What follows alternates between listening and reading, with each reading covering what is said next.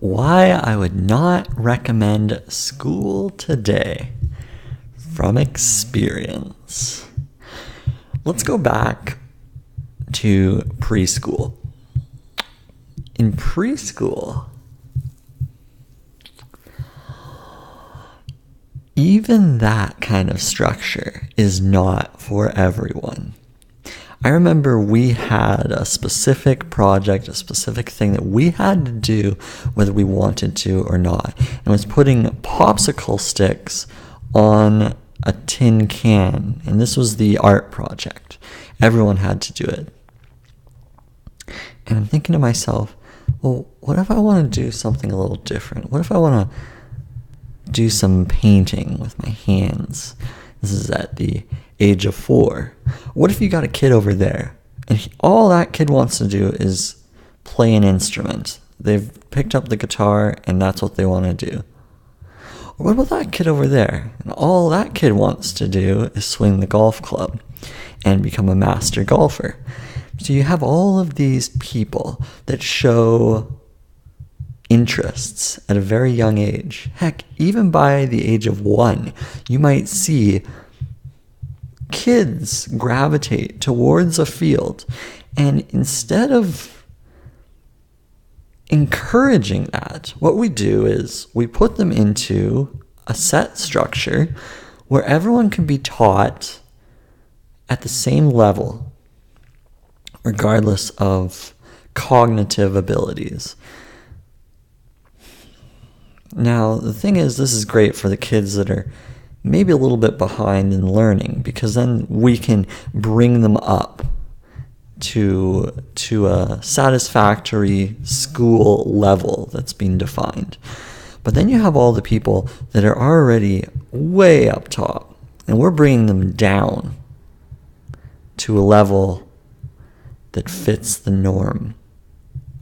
Not sure if that's the best structure for people who show innate talent. Because by the age of 4, you might see a few prodigies. And what we do is we stymie the growth by having them spend hours and hours in the classroom. That's maybe one concern that I see, and this is before high school and college. A lot of people would say don't go to college, but I'm going further back to look at the signs to say, is that the best thing? Now, the argument is, okay, that person might be a prodigy. That person might be amazing at that particular talent, but we need to teach them other things, such as social skills, such as interacting with others. And that's a valid argument, because where else are you going to find a bunch of preschoolers all in one room? Well, it'll be at preschool, or maybe like a daycare or something. So there's a nice structure where you're able to have your kids practice social skills, and I think that's a very important thing. But then you have the kids that are very shy and they don't really socialize anyways. And what I learned is that the teachers don't know how to handle that. They don't know how to handle a child that's quite quiet. Because I was one of those children. I was quite quiet and I was to myself, and none of the teachers could handle it. They didn't understand how to work with me. And that's okay. Maybe it's not okay, but teachers aren't really taught in terms of psychology and social psychology. So they might not understand the red flags when a child is quiet and not getting involved in the group. And they're kind of off in their own little world. That's the concern, is that we're trying to socialize the kids, but maybe a lot of them aren't even talking. So is it even a structure that has been properly designed so that if we notice a child and they're quiet, do we do anything about it? Here's what my kindergarten teacher did. I thought this was a good step, is that she had mentioned that Trevor is quiet in class and does not participate in discussions. I still keep my report cards, and I remember reviewing my kindergarten report card, and it said that I'm quite quiet, I don't participate. And I don't recall anything being done about it or any sort of course of action to improve. It was just, that's the note, and no big deal. Trevor, why aren't you participating more? Not like really sitting down and getting an idea of what's going on in my head. But it's not like a teacher's expected to be a psychologist or some sort of therapist for children. That's a whole other animal. Does a teacher really get in-depth one-on-one with each child? No, that's not the case. A lot of it's just wrangling the kids, making sure that everyone's behaving. So you have everyone in a circle, and that's pretty much it. You're not really drilling into one particular person one-on-one.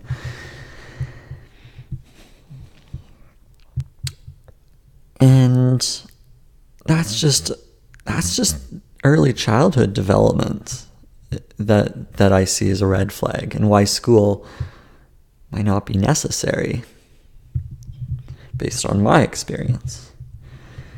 Other kids maybe absolutely love being around other kids, and then they like socializing, and then that's where they kind of fit in. They fit into this structure, and it's built for a lot of those kids. It's built for that.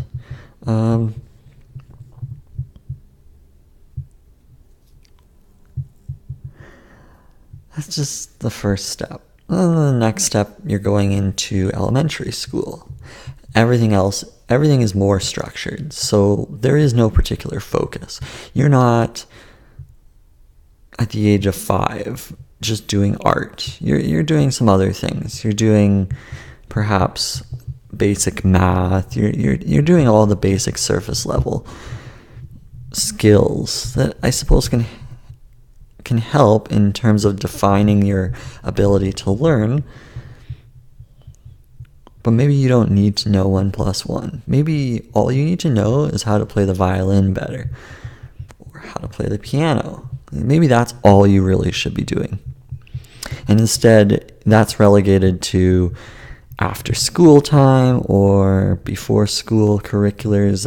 So you might only get like a couple hours in a day to practice the instrument, and even though you should be practicing it even more because you've already defined it, this is what you want to do.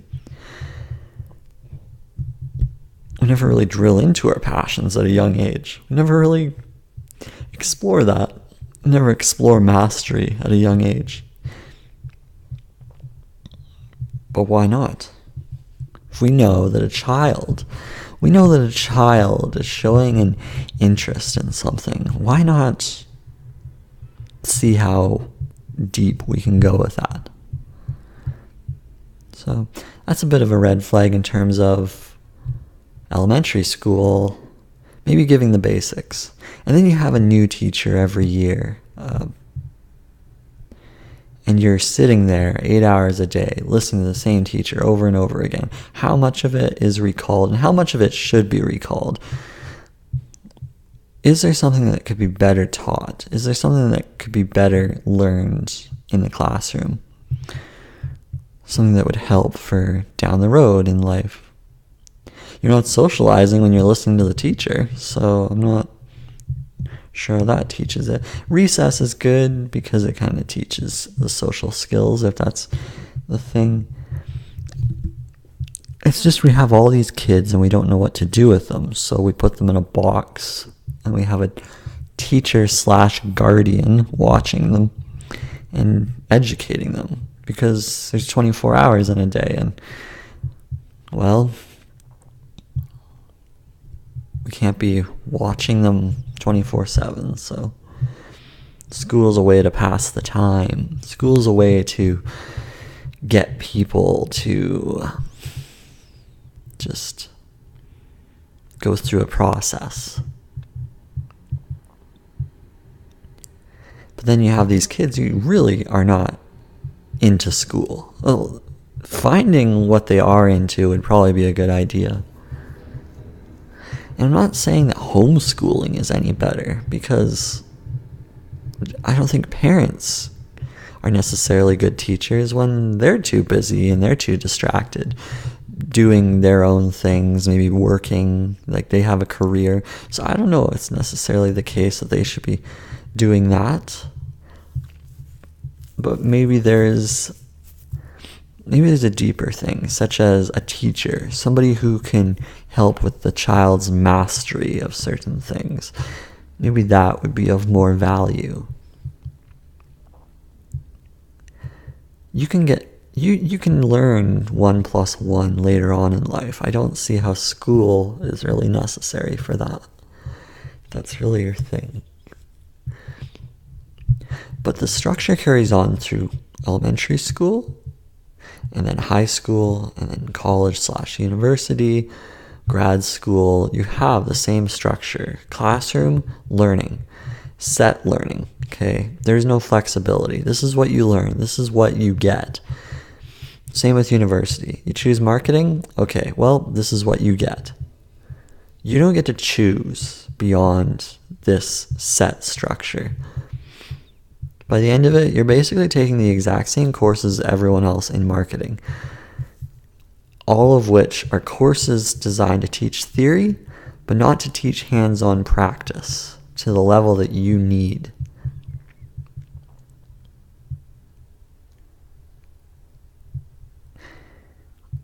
It is a production society. We are teaching everyone to be producers, not creators. But I can't really speak to art school because I never went to art school. But from what I hear is that you are still learning things that you might not be interested in. How to use a computer program such as Adobe Illustrator, or how to do Photoshop, or how to paint abstract, even though maybe you're a minimalist person and you want to create minimalist art. Well, no, you need to do this kind of project, or you need to do a sculpture. But I'm not interested in sculptures. Well, that's too bad, because we're grading it on sculptures.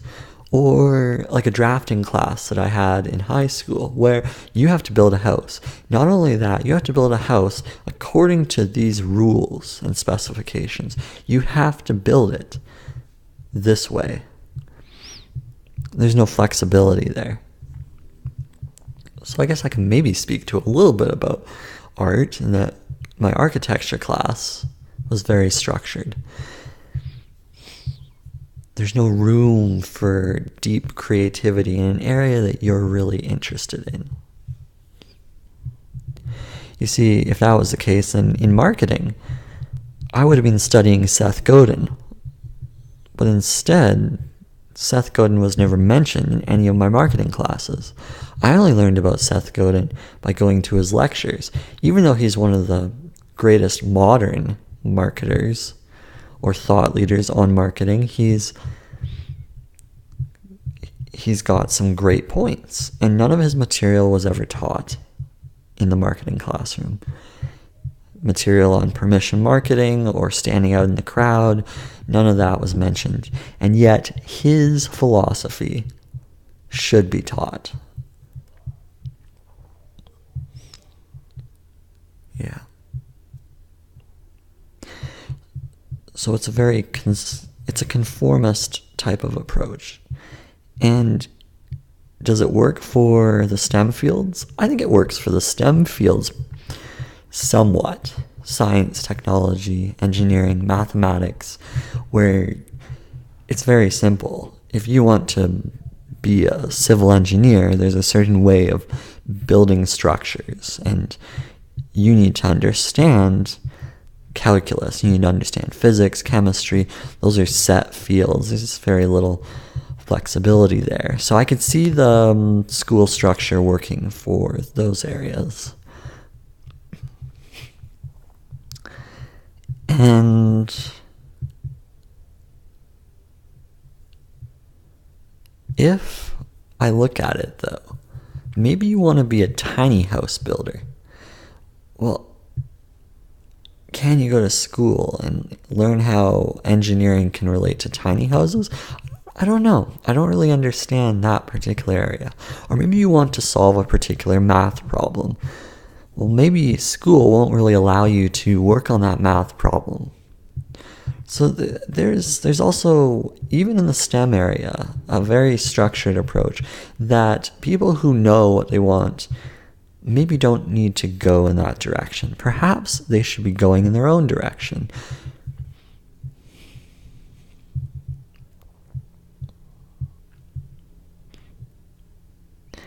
PhD. Let's look at the PhD. So you are going to do research for a professor, PhD research, and it's the kind of research you need to do for your thesis. You need to put a big report together. You get some flexibility in terms of what you can deliver here. So, I mean, I don't mind it. I don't mind it at all. But you still have to follow some guidelines, like 200 pages or what have you. You essentially have to write a book. You can't do a video. You can't do a lengthy video about your PhD and get your PhD based on a long video that you created. Not that I know of. Well, maybe it's changed. But there should be flexibility in delivery. I'm not sure if there is or not. I haven't looked into that. So, not the best person to talk about that. I only have a bachelor's in business, so I can go up to that point. But there is structure. There's grading. There's exams. And it's scary because here's what happens with school. Okay, so here's why school is maybe in my bad books. High school. I look at this as the greatest difference as to why maybe somebody should not go towards school. High school, you focus a lot on assignments. Exams aren't really worth as much, not until grade 12. When you're grade 10 to 12, you're sort of doing provincial exams and whatnot, or state exams. I don't know how it is in the US. I'm in Canada. But you do these exams. They're worth a portion, but they're not significant. Most of it is assignments. All throughout high school, you're doing a lot of these assignments, and that's what makes up the portion of your grade. So as long as you do your assignments, you will get an excellent grade. It's pretty straightforward. I was almost a straight A student in high school. I was fairly good. A couple B's and C's here and there, but mostly A's. I did quite well. I was always on the A honor roll. I did quite well in high school for all intents and purposes. Won a few top student awards. It seemed like a good place for me, getting assignments done. I seemed like I was able to handle it. Where I fell apart was in university. See, that's where exams became the most important part of your grade. That is where it totally flipped itself on its head for my experience. Now, instead of 20 kids in a classroom, you're now dealing with 200, at least in my case. Some schools, it's not like that in college. So,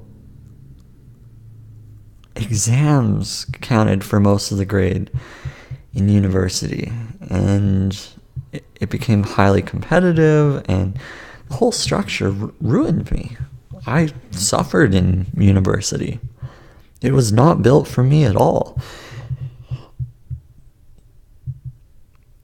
I failed several classes.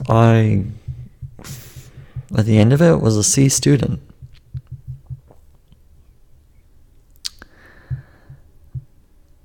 the assignments we did were worth nothing. I did actually quite well on all the assignments. Problem was they're only worth 10 to 20% of the grade.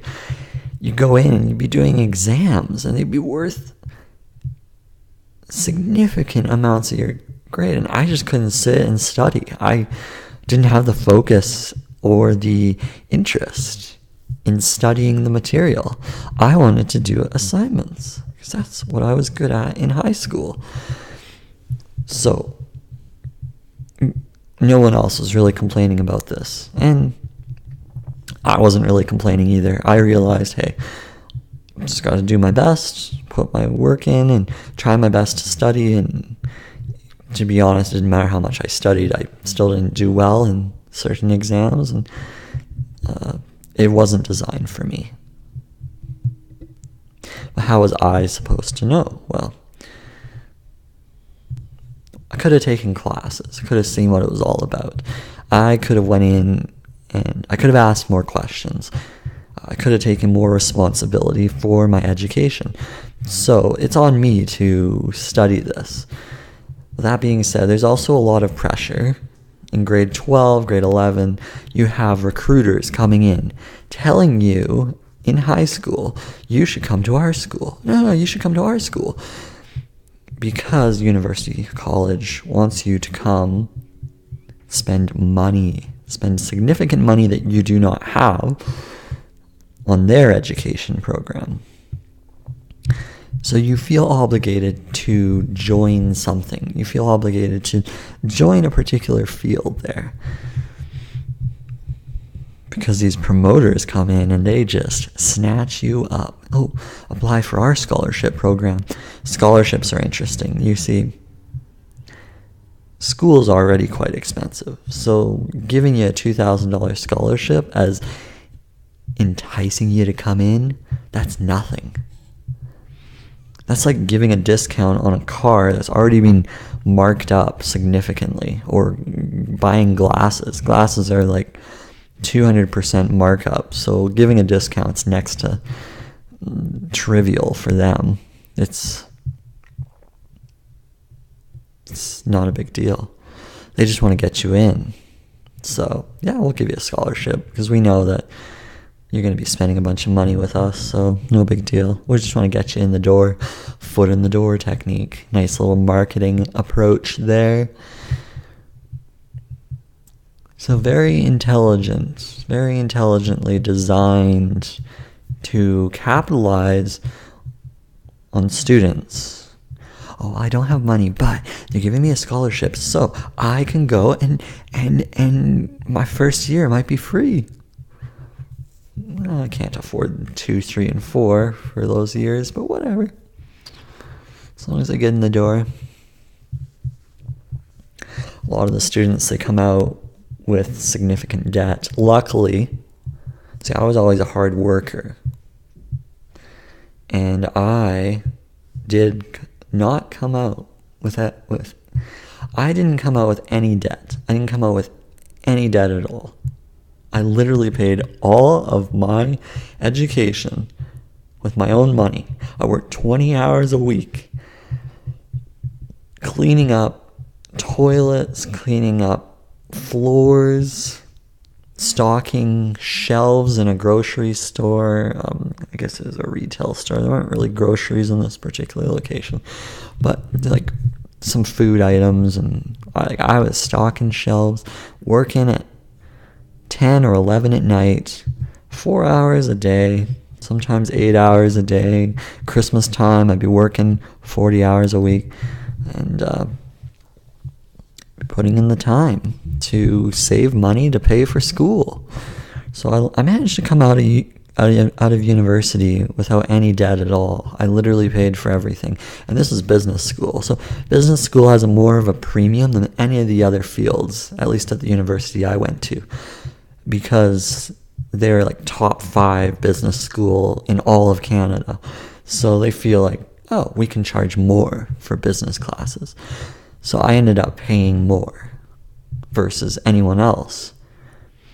I think it was $36,000 roughly by the end of the 4 years. So it wasn't that much money. I mean, if you save up every single year for 4 years, and you're working 20 hours a week, you can get enough money to pay for school. Luckily, I was living at home with the parents, so I didn't really have to worry about too much of the living expenses. You see, those who have to work on the dorms, well, they are screwed. Or they live in the dorms. If they're living in the dorms, then they've got to pay for that on top of, well, they might not have a job, so they're literally just throwing money away into the school system. So it's a little concerning.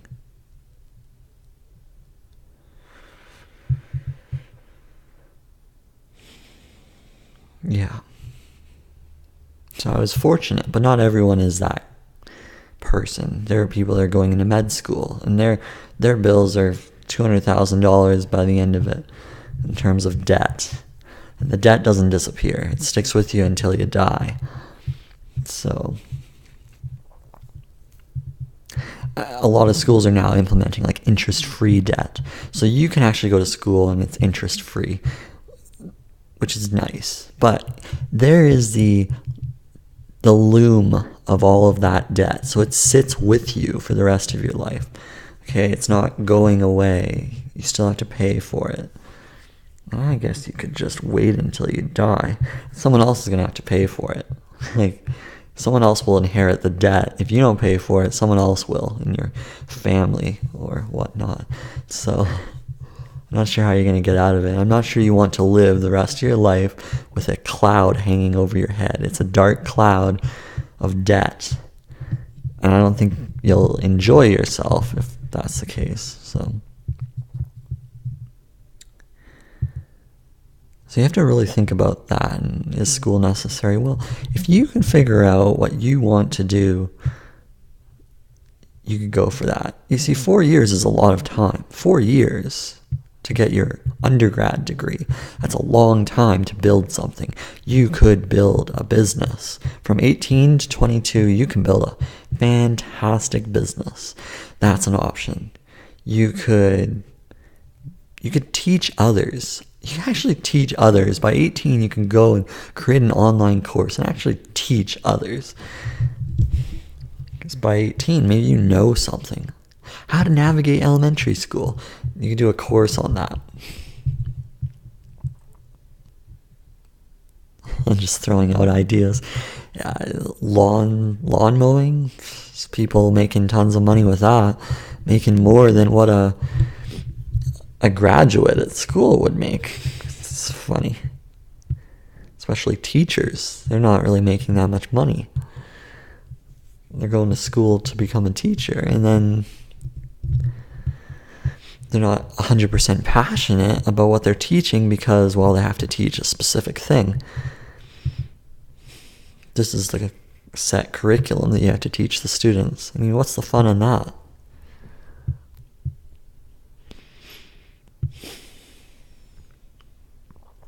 What's the fun in that? The other thing is I noticed that I was quite depressed starting at about 18. The depression actually really hit first year of university. I don't know if it was the concrete walls that were surrounding me or it was maybe just the sheer isolation. This volume of people surrounding me and me feeling completely inadequate. It's as if I didn't really fit in. So this like severe depression just hit me. And it stuck with me for the entire time that I was going to school in university. Maybe there was some of it in high school, but I kind of shook that off. But it was more in university where it just really hit me. Like, okay, all of my high school friends are off doing their own thing, and now I don't really fit in. I gotta make new friends, and it is a challenge to make new friends in university. It can be. You might be that social person who can just be completely fine with it, but it can be really challenging for an introvert or anyone who's highly inside their own head like I am. it can be downright difficult to make any new friends. So then you become antisocial, you isolate yourself, you become a hermit, essentially. And that's scary. You see, if you didn't go to university, you could connect with people out in the real world. You can have real, meaningful conversations with people.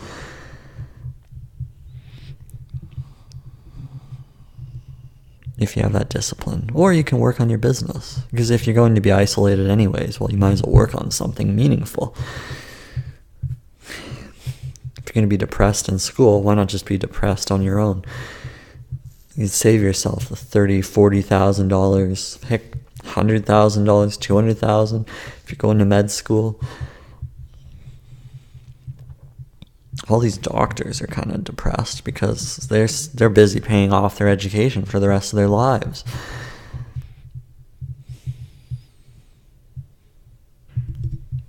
They barely make enough money. They have to make $200,000 plus a year. Otherwise, they can't afford to live.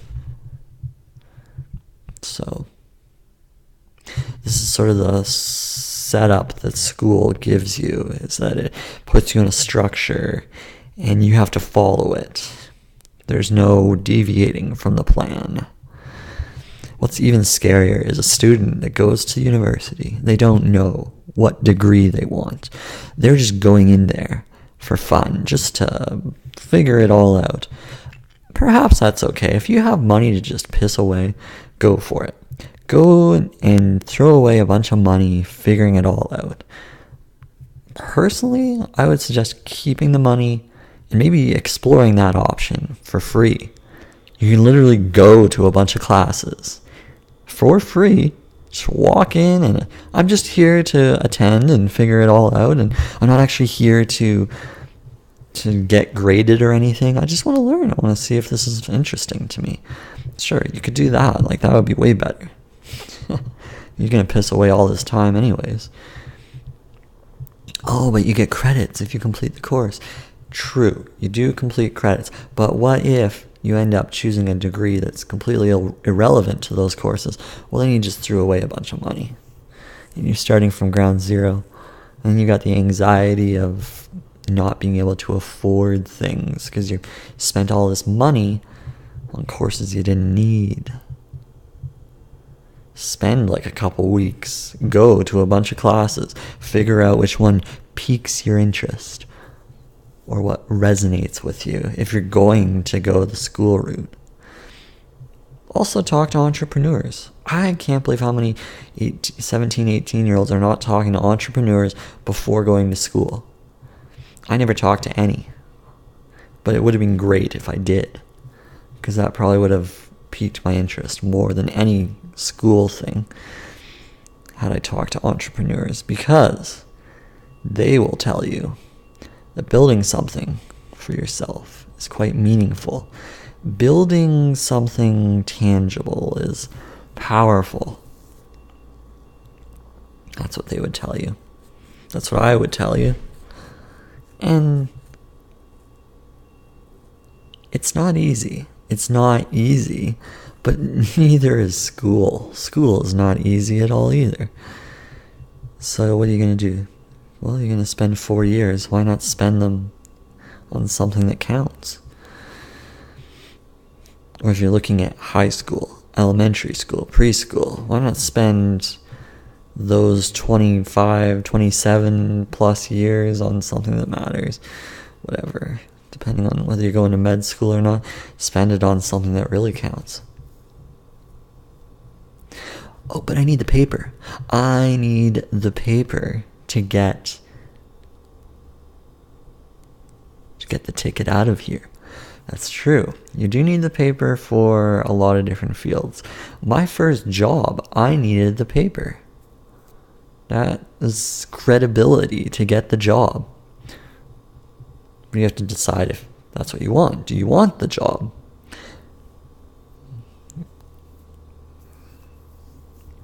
And if you want the job, then yes, school perhaps would be necessary. if you want the job, you are going to probably need a piece of paper. Or, here's the other option. You need experiences. Experiences that show results. And if you have those, I truly believe that those experiences can replace a degree. Can replace an education. If you come to me and say, I'm a marketer, I've built X number of companies, here are my results, I'm going to hire you on the spot. No question. You're giving me tangible results. I don't even care if you don't have a degree, because I know that you're self-disciplined. You just built a bunch of things. You have results. Signed, sealed, and delivered. You have much more value to society because you've proven to yourself, and you've proven to me, you've proven to everyone that you don't need an education to do well in life. And I don't need to babysit you. You are just rocking it on your own. You don't need to sit in a classroom to prove your worth. Because sitting in a classroom isn't really a skill I would be hiring for. I'm more interested in hiring for someone who is scrappy and who can come in and make some real changes, make some real impact. A lot of kids coming out of school, well, they can't make any impact because they don't know anything. Spent all that time sitting in a classroom, listening to others who know things. So, the advice from what I've seen is that if you spend your time building something meaningful, that will likely get you further ahead. In terms of satisfaction in your own life, it's in what you build for the world, you'll be further ahead. So, and people are likely more brilliant than school lets them believe. So that's another thing. You're likely much more brilliant than school will say. School made me feel inadequate. That's what it did for me. So it's not necessarily going to happen to you, but it happens to a good portion of people. This inadequacy, this exam anxiety, this feeling that you are not good enough. And yet you are. You are good enough. You are good enough to build anything that you want without a degree. You don't need a degree to build anything these days. Anything you want to learn is online. All that marketing theory, I could have learned that all online for free.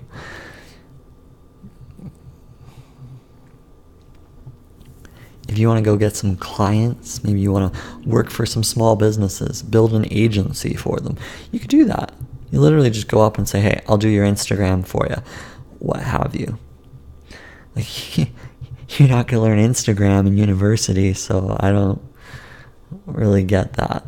Like, it's not even being taught. You can't learn Instagram ads in university. It's not available. It's not a course to be taught. So you're going to have to teach yourself anyways. All throughout my marketing degree, I never learned Adobe Creative Suite. It was never taught. I ended up teaching myself after university. Spent a year teaching myself Adobe. It's like, and I spent another year walking around in the snow trying to get clients. And I failed at that, but hey, I tried. That's what you essentially need to do, and try and fail, right? Started countless businesses. I even started a business in university. I'm like, I don't really like school, so I'm going to try to sell international textbooks. I made a profit there. So, I mean, that's another thing. If you're going to go to school, at least try some things. Try entrepreneurship while you're going to school. Try building some sort of a thing. Maybe it's a t-shirt company. I don't know. I've tried that. That's a fun little thing. Try building an apparel brand. That's a nice idea. You see, if I was to be a teacher at school, I would build a curriculum that encourages students to build whatever they want, and the only thing that matters at the end of the day would be revenues, happiness. I don't. Yeah, things that matter in a business. Because if they're going to school for business, they should learn how to capture revenues. And they get to keep the revenues. School doesn't pocket any of that. See, that would be the course I would build. It'd be very hands-on for the kids. So they wouldn't be stuck in the classroom. I'd be there as a mentor, helping them, guiding them, helping them build a team, perhaps. See if they can find some elementary kids to sell t-shirts for them. That's what I would do. Because these kids, they are fearless at a young age. They will do anything. And you don't want to stymie all of that. You want to encourage them to try these things. School doesn't really let them do that. So it would be great if we could restructure school. And look, government says we need to keep going. So there's always going to be people that are going. Always people that are looking for that job. And you know what? There's a place for it. So I don't see school disappearing. But if you see yourself thinking, hey, I resonate with what you're saying, Trev. I do want to go and build something. Then do that. Do that. And I suggest you go to the school and see if it's something you enjoy before you actually pay the bill. Amazing how many people don't do that. Another thing is, do informational interviews. Go and ask the people where you want to be. Ask them about what school is like. Learn from them. You might find out that it's not for you. And that's okay. There's other options. Much more cost-effective options. Much more self-fulfilling options. Much more rewarding options than school. That's a fact.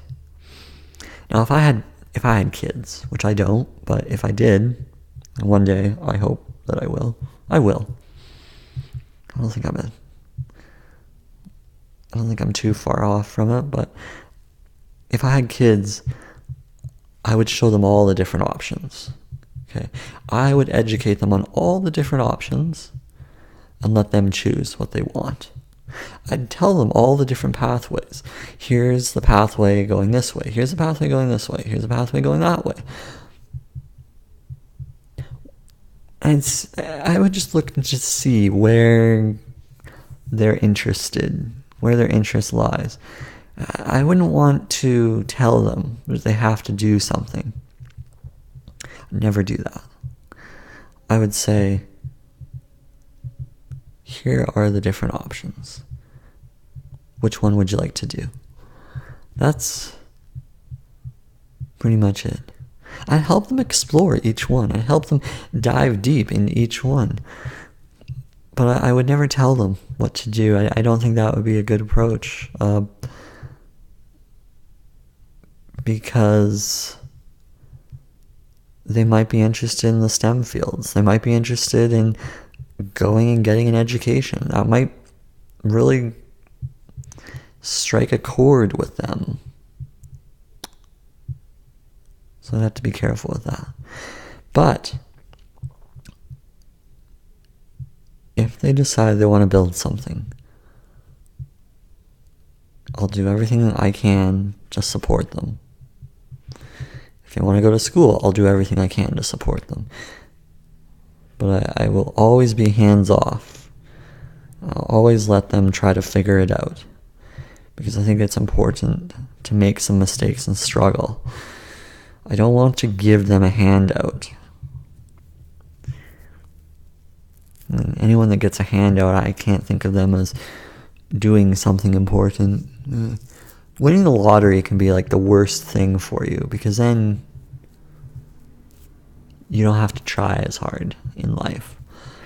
And at least in school, it teaches you the idea that you have to try hard, but you don't necessarily need that. You see, if you're on your own, then you have to try even harder to succeed. And maybe I'd become this sort of like business mentor for my kids, and I would say, here are some ideas, okay? Here are some ideas of the goals that you can maybe reach for. What kind of goals do you think would be worthwhile? And we'd brainstorm some ideas so they have some achievable targets to strive for, something to work towards, because I think that's important.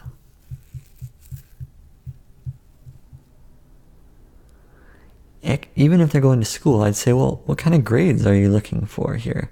Are you ready? Like, this is what you're going to have to do. This is the work you're going to have to put in if you want to achieve what it is you're looking for. So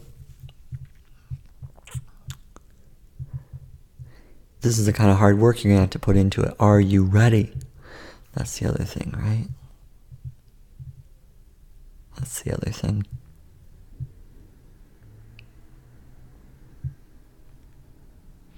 Are you ready for it? So being that guidance, that's probably what I would be. But there's things you seriously have to think about. If you are in a position where you have to decide, is school right for me? Well, is it right for my kids? Give all the options. Let them figure it out for themselves. Tell them the pros and cons. Here's the kind of debt you're going to have to deal with. Here's the kind of social interactions you will or will not receive. Here is what's going to happen. Are you ready for all of this? Here's a struggle you're going to have. Here's the potential that you might be depressed. And that you're going to need to talk about it with somebody. You're going to need to open up to somebody and solve these issues.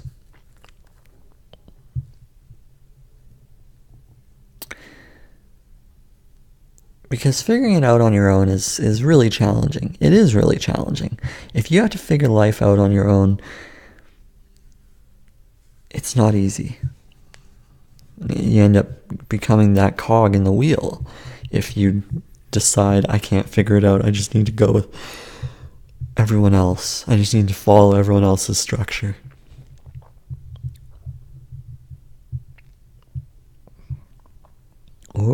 Or you could go build something and try to figure out your own kind of structure. So is school necessary? No.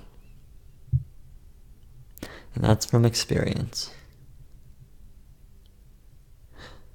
But if you want to be a part of the system, well, you need to have some results to show for it. I think results will get you where you need to go, no matter what you're doing.